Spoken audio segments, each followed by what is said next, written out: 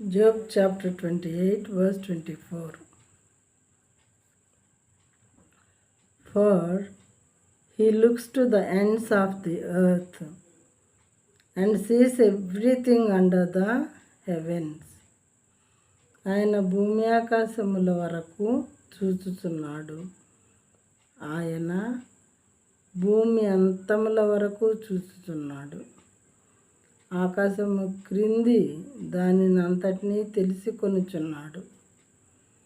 ఆయన భూమి అంతముల వరకు చూస్తున్నాడు.